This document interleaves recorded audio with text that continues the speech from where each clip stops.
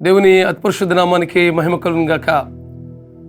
Hope for today వాక్య సందేశాలు క్రమంగా ఉంటుంది. మీ అందరికీ మహాదేవుడును మన రక్షకుడైన యేసుక్రీస్తు ప్రభువారి అతి శ్రేష్టమైన నామంలో లైఫ్ చర్చ్ నుంచి మీకు శుభములు తెలియపరుస్తున్నాను. ఎలా ఉన్నారు? బాగున్నారు కదూ?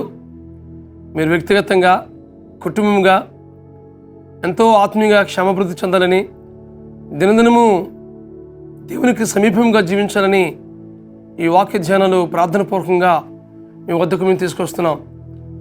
ఈరోజు దినవృత్తాంతాల గ్రంథం మొదటి గ్రంథం 16వ అధ్యాయం 13వ వచనం చదువుకుందాం. ఆయన చేసిన ఆశ్చర్య కార్యములను జ్ఞాపకం చేసుకునుడి. ఈ మాటలు యెహోవాను స్తుతించడంలో దావీదు ఆసాపు చేతికి ఈ స్తుతి విధానాన్ని తెలియపరుస్తాడు.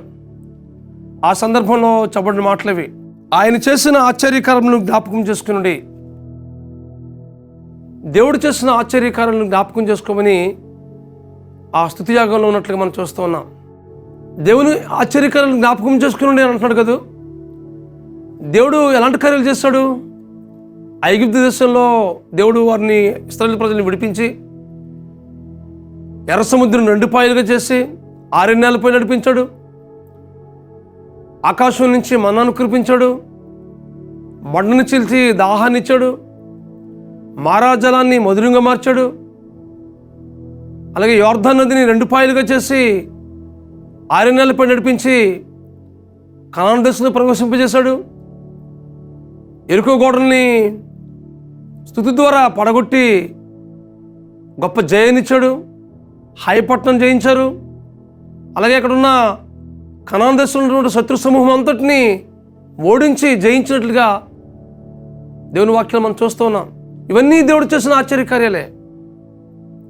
ఈ ఆశ్చర్యకార్యాలన్నింటిని బట్టి దేవునికి స్తుతి చెల్లించాలి మనం అని దావీదు ఇక్కడ ఆసాపు చేతికి ఆ కీర్తన అందిస్తున్నట్లుగా మనం చూస్తూ ఉన్నాం. దేవుడు చేసిన ఆశ్చర్యకార్యాలు జ్ఞాపకం చేసుకుంటే ఎన్నెన్నో మన జీవితంలో వాటన్నిటిని బట్టి మనం దేవునికి స్తుతి చెల్లించాలి. స్తుతి యాగం అర్పించేవాడు నన్ను మహింపరుచున్నాడు అని దేవుని వాక్యం మాట్లాడుతుంది కదా. కాబట్టి మన జీవితాల ద్వారా నిత్యము దేవునికి స్తుతి చెల్లించవలసిన వారమైన స్తుతి ఏం చేస్తుందంటే మన జీవిత స్థితిని మారుస్తూ ఉంటుంది.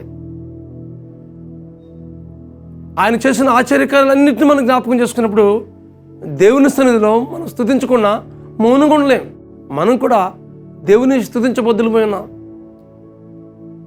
ఆయన మేళ్ళు, ఆయన చేసిన అద్భుత కార్యాలు, ఆశ్చర్యకార్యాలు గతంలో ఎన్నెన్నో చేశాడు మన జీవితంలో.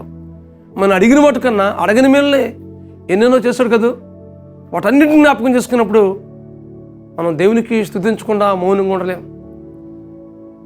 కాబట్టి వాటన్నిటిని జ్ఞాపకం చేసుకుందాం, దేవునికి స్తుతి చెల్లిద్దాం, ఆయన నామాన్ని కనపరుచుదాం.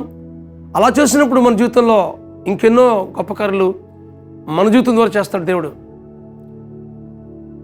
స్తుతి చేసినప్పుడు ఎలాంటి కార్యాలు చేస్తారో మనం చూసాం. ఎరుకు గోడలన్నీ పడిపోయాయి. నా జీవితంలో ఎరుకో లాంటి సమస్యలు ఎన్నో వచ్చినప్పటికీ వాటిని స్తుతి చెల్లించి మనం దేవుని మహింపరిచినట్లయితే వాటన్నింటిని పడగొడతాడు. కాబట్టి ఆయన ఆశ్చర్యకాలన్నీ జ్ఞాపకం చేసుకుని స్తుతులను హృదయాలతో దేవుని మహింపరుద్దాం, ఆయన నామాన్ని కనపరుద్దాం, ఆయన నామాన్ని కొనియాడదాం. ఆయన చేసిన మేలన్నీ జ్ఞాపకం చేసుకుని హృదయపూర్వకంగా దేవునికి స్తుతి చెల్లిద్దాం.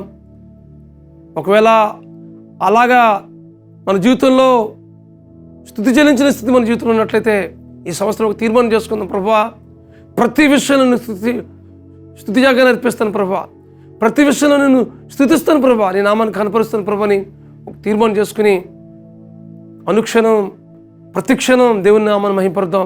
ఈ దినం చూడకుండా చాలామంది కాలగర్భంలో కలిసిపోయారు. దేవుడు మన పట్ల తన ఉచితమైన కృప చూపించి సజీవులుగా ఉంచి ఆయన నామాన్ని మహింపరచబడులుగా మనం చేశాడు. వాటన్నిటిని బట్టి దేవునికి స్తుతిస్తూ ఆయన నామాన్ని ఘనపరుద్దాం. అటు కృప పరిశుద్ధాత్మ దేవుడు మీకు సహాయం చేసి నడిపించుగాక.